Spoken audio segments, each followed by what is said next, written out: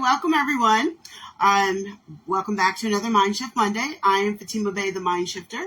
I am an international MindShift coach. For those of you who don't know me, I'm here to shift your thinking for your own success. I'm here every Monday at 7 p.m. and I take a deep dive into micro topics. So I'm very excited to help you shift your thinking tonight. So tonight I am talking about, I'm still on my leadership series, which I will be on for a while. And tonight is called Leadership Series, another pulse check. Do they have your vision? And this is a very important piece of running anything. Any position of leadership that you're in, you need this principle. And if you do not understand it, it will slow you down, stop you, or ruin what you're doing. So listen up. If you have questions, please put them in the comments. I will respond. Now, let's talk about pulse check. So I want to be really specific. This message is not for everyone. Most of what I do is very specifically targeting certain groups of people. So this message is for leaders.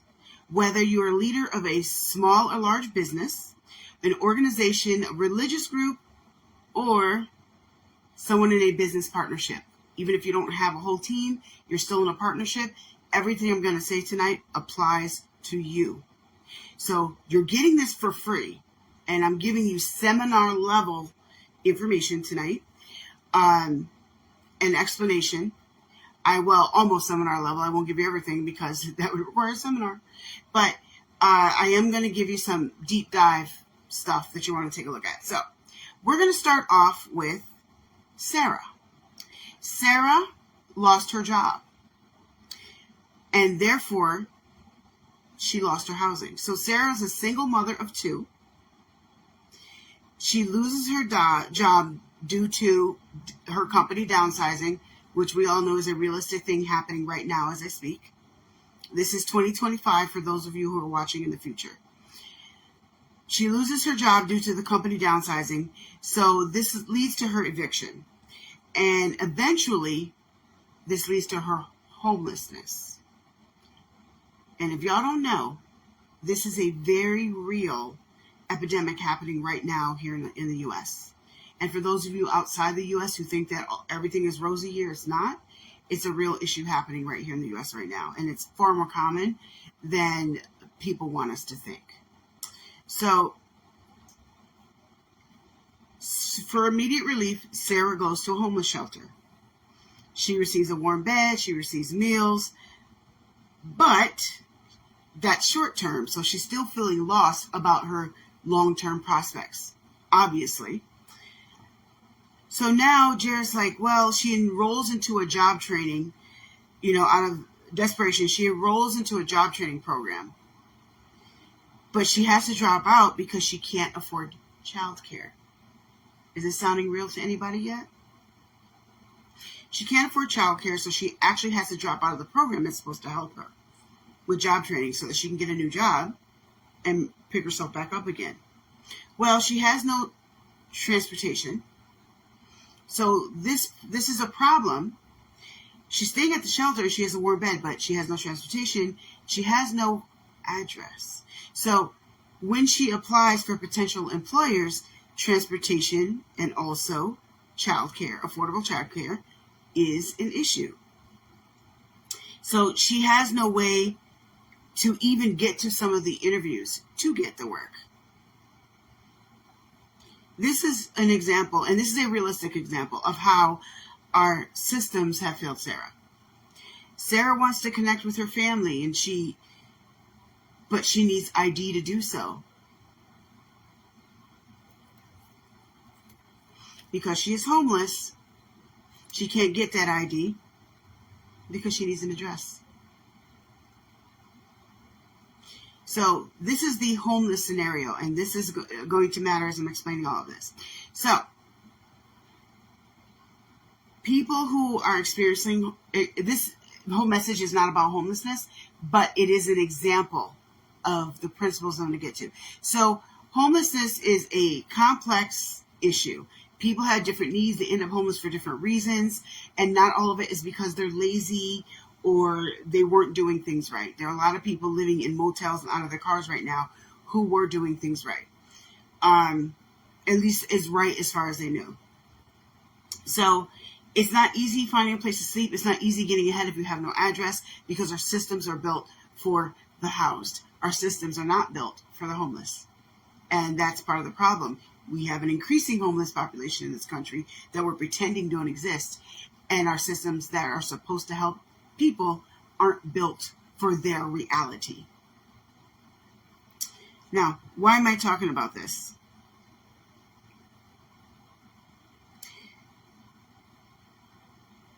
Let's say we have someone, the leader, who wants to start a nonprofit for homeless people. All right? They have a big heart. They got the right vision. They want to help homeless people. I know I just want to help.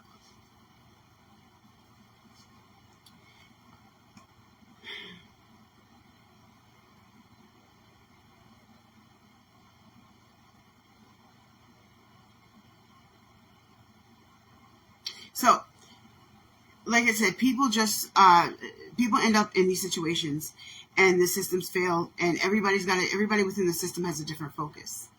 You know, we want you to focus on job training, but you won't provide the child care I need to actually do that. I can't just leave my kid in the street, and I also can't take them to training because that's not conducive to everybody else's training. Understandable. And then you have the emotional needs, which almost nobody is paying any attention to.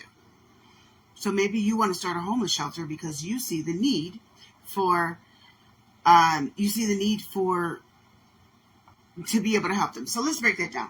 You want to start a homeless shelter. You're the leader in this situation because of, we're going to use Sarah as an example. You want to start a homeless shelter, but that's as far as you know. You just want to help people who are homeless. So you get together a group of people. I'm going to start a nonprofit, and we're going to help the homeless. So you get a group of people together who are like, yes, we all have heart, and they genuinely do. They have the same zeal for helping homeless people. We all want to help. So you get together the person who's going to help you, the realtor who's going to help you find the building for this homeless shelter. You get together the social worker that can help bring in the homeless people into your shelter. You work with the food distributors to get the food for your homeless shelter. You work with all these different positions to help you get your homeless shelter. Now, your homeless shelter together, rather. Now you want to get the people together who are going to help you run this homeless shelter, right? So you get that person who's like, yes, I will help make the beds at night. I will help cook the food. I will help with this and that. Now you got a team to help you with this homeless shelter. This team, each one of them has a different vision for the homeless shelter. So let's say we have someone in the homeless shelter team, on your homeless shelter team, who's like, well, we should focus on getting them off the streets and feeding them. And that's all we need to do. And then you have the person over here who's like, well, no, we should focus on getting them jobs so that they can get out of the shelter. And you have the person over here who says, no, we need to focus on their mental health for the reason why they're there in the first place and to make sure they don't end up here again. And the other person's like, no, the underlying issue is X, Y, Z, and let's focus on not just feeding them, but let's focus on helping the people to not be homeless. There's nothing wrong with any of those desires. But the problem is when you have them all on the same team and they have different visions, they're all going in different directions. And this does happen in nonprofits, which is why I'm using it as an example. If you have someone on your team whose focus is different than your focus, that's a problem. So let's back up a little bit. You as the leader, what is your vision? Do you have a clear idea of what your vision is for this homeless shelter? Or do you just want to help people? You have to take a deeper look and make sure that you have your vision in place first before you get everybody else involved. Or they are going to take you in their directions when you're the one who's supposed to be running things and started it in the first place? Does your team have your vision? And the reason I'm talking about this is because this is a really big issue with leaders, especially in nonprofits and in companies and businesses. Those two things, nonprofits and businesses. When people, it happens in churches too, so this applies to them as well. But I'm going to focus on the nonprofits and business for now. When you have people on your team who don't have your vision, they might be well-intended and they might be very, very skilled. But if they don't have your vision, they're going to take a left when you need to take a right. They're going to be pulling your resources in the wrong direction. You are a CEO of a company. Do you want your CFO to have a different vision? The person who's in charge of your finances, your money. Do you want them to have a different vision than you? You need to make sure they're on the same page. Why? If they have a different vision than you, they're going to spend money wastefully in the areas that do not align with your vision. You need everyone on your team. Or if it's a partnership, you need to be together on the same page. Do they have your vision? If they don't have the same point of vision, if they don't have the same destination that you do, they will slow you down or stop you altogether. And it's not always because they're a jerk. Sometimes it's simply because they have a different vision. So, most of you have heard this concept before. Make sure your team understands the vision, blah, blah, blah. But are you really doing it? Are you so focused as a company leader? Are you so focused on skill, you're skipping out on the importance of vision? Because here's the thing. Your vision is just as important as their skill. You can have a highly skilled, highly intelligent, well-intended, good-hearted person on your team who will still screw things up for you because they don't get your vision. So, having said all that, this is a very, very, very, very robust principle and concept, and it deserves an entire seminar, which I'm not giving you tonight. This is a free live. I'm just going to give you the little tidbits. But I want you to walk away with some solutions if this is you. So my goal is to plant the thought seed in your head as a leader. If you're leading a Fortune 500, one of the top 10 companies in the world, you need to be thinking about this too. If you are leading a church, if you are leading an organization, especially a nonprofit, because this happens a lot in nonprofits. When I use the homeless example, you might create a system that makes things worse for Sarah, even though your intention was to make things better for her, because you have people on your team with good intentions but no vision. It's just as important.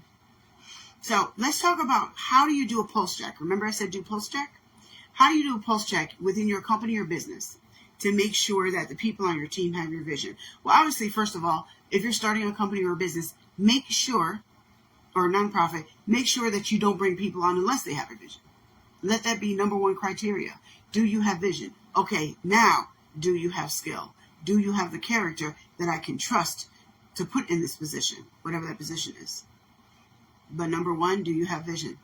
Because if they have everything in place, but they don't have vision, they will absolutely waste resources and pull away from you. And sometimes they don't have vision because you never shared it with them. You never gave them the bigger picture. You never made sure that they were on the same page as you. So it's easy for them to walk off onto a different page. So start off making sure that people have the same vision, or at least understand your vision, and they are on board with it. Now, they might have other ideas that branch off your vision, which is, you can use that later, which is great, but make sure that they are on board with the vision and they get it. If they don't get it, I don't care how skilled they are, do not put them in with what you're doing, because they will be your weakest link. Now, how do you do a pulse check to see if your team or partner has your vision? First of all, like I said, define your vision. What are your vision goals? What impact do you want to have? So when it comes back to that homeless analogy, is your goal to get people off the street and give them a warm place and that's it? That's fine if that's your goal, but make that clear from the start. Is your goal to get them off the street and then get them into better housing? Or is it get them off the street and then get them into their own jobs or better careers? Is your job to get them off the street and work on their mental health? Now, you might find one place that does that all, and I do find that that's very rare. If you find a place that actually does all of that, some people say they do all that, but they don't do it. But even if you're just doing one or two of those things, that's fine. We don't need to all do the same thing. I might do one and you do the other. Great. However, when you're doing that, make sure that your vision is clear as to what your exact goals, what is your impact you're trying to make? Just getting them off the streets? Fine. Get people who understand that that's all you're trying to do. Now, once you have your vision in your head, you know exactly what your impact is. You're not trying to go further than this. You just want to go here, or you're not trying to stay here and you want to go over there, whatever your details are. Now you need to translate your vision and make them actionable goals. And this is when you bring people into, hiring people or getting volunteers, whatever your situation is. And again, I'm using the homeless shelter as an example, but you can apply this in your own business and your own organization with your details. All right.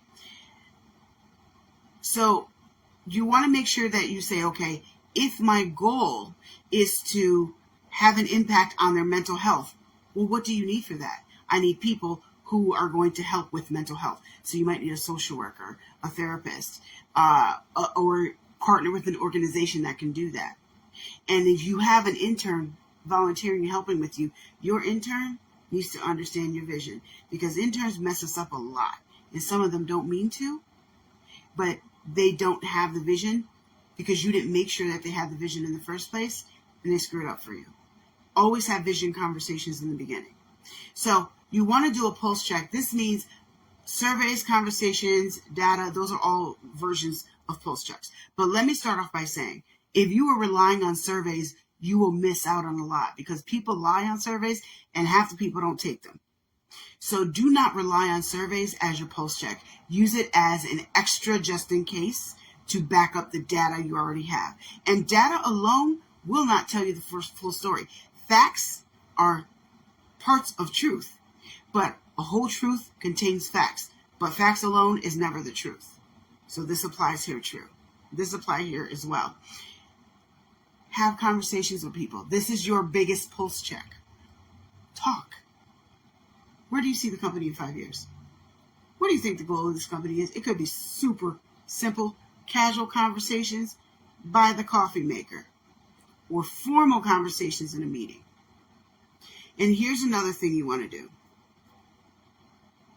Well, I'll wait to say that. I'm trying to jump ahead of myself. So make sure you're doing these pulse checks by finding out what the people on your team are thinking. That's basically what I'm saying. Find out what they're thinking, because that will tell you everything you need to know. If they're thinking it's off, okay, maybe you need to re-educate them on what is the impact you're trying to make with your business, nonprofit, whatever it is. What is the real goal? Have that conversation, because some people, if they have the wrong vision, they are willing to alter their vision and jump on board with yours if they understand it. There are lots of goodwill people that are willing to do that, but you have to have that conversation with them first and not assume that they know. So once you ask and you get the information from people and find out what they're thinking, now it's time to say, okay, what are the themes and patterns that I'm seeing in the information I'm getting? Are people feeling like too short visioned and they're only thinking, I got to do my job and that's it? And then you have to say, well, did I create an environment where all they're doing is thinking really small? Because you don't want people that think small. They will ruin you. Now, the other thing I want to mention, if you have a big company, does every single person in your company, down to the person that mops your floor, need to understand your vision? No. I would say try to get as close to that as you can, but we all know that's not realistic. But if you're going to have a CFO and you're going to have other board members, you're going to have a core group of leaders in your big company, you better make sure every single one of them is on vision. Because if one of them is off, that's your weakest link. Every one of them needs. Now, if you are a small company, a small nonprofit, you better make sure every single one of them is on board. Because if one of them is off, then everything is off. So I want to point that out as well. So once you find the themes and the patterns and you've made your assessments, now it's time to re-educate or retrain your entire team. Have a meeting. Say, I want to make sure that we're all on the same page and you guys understand where we're headed. Have an honest conversation. And I want to say this. It is important that you have an environment where people can have honest conversations with you. If they cannot have honest conversations with you, you already have a broken system that needs to be fixed. Because everything else you do will not work, not to its fullest extent, because there isn't trust there. So, as a foundation, make sure there's trust there. Make sure people feel open enough to have a real conversation and let you know what they're thinking. And you got to make sure your feelings aren't so vulnerable that you're like, well, I don't like you because you said this about my program. You can't be the biggest child in the room. You have to be the adult and be able to take the feedback that you get.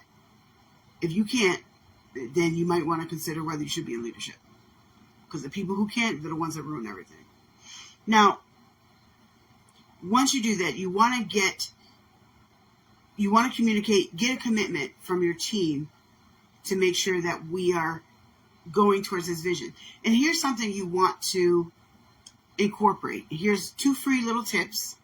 As a business owner that you want to do, a nonprofit owner, a founder, whichever, incorporate your vision into your onboarding questions, into your onboarding training. Don't let it be something that sits on the back burner. I've seen a nonprofit do this, and they did a magnificent job at it, and it made a difference on getting really good core people. Make sure that you are doing that your training includes understanding the vision. And let me add to that, not understanding the vision of, oh, we're going to give you corporate speak and all the fake fluff because nobody's listening. Real conversations are what people listen to. So make sure they understand the vision. Back that up with real conversations afterwards. And don't penalize them if they get it wrong. Just correct them. When you start penalizing people because they get it wrong, you're now closing the door for communication. And you're now making sure that nothing you do works. Put together an action plan. Train them. Here's the key thing. And then I'm going to be off. Here's the key thing. Go back and check the pulse again. For some of you, this may be every 2 weeks, every 3 months, every 6 months, once a year. Depends on your business. Depends on how new or old your business is. Depends on how long the people you have been around. But do a pulse check repeatedly to make sure people stay on board. And the reason I say that, if you don't, it is very easy for someone to have the vision today and jump off the boat into another path, to a different vision tomorrow. Now they forgot about the vision, they're thinking about something else, they're focused on something else, you're not on the same page anymore. As the leader, you have to make sure that there's consistent cohesion there. And that can be a challenge sometimes because you have to plan it, you have to keep doing it, but it's important. And the bigger you are, the more you need to do it. But I will tell you, if you do this regularly, you will have a tight-knit team that will take you further than you ever would have gotten by yourself, than you ever would have gotten if you didn't. So make sure you're doing a pulse check and that you're solving more problems than you're creating. That's it for today. I'm glad that you guys stopped by, and I hope that you got something out of this. And I just said a lot today. So even if you got some of it, but there's like so much, you didn't take in all of it, come back and watch it again. And I hope that it helps your business and helps you rise as a leader. And also remind you, please make sure you go to fatimbay.com and look at the MindShift universe, because I do a lot. I have an audio blog. I have a podcast. I have a new MindShift universe community. Take a look at that. And a weekly newsletter. I do this, MindShift Mondays. There's a lot of things that I do. You can just go to the website and take a look at it and get involved, because I'm going to continue to grow and you want to be a part of it.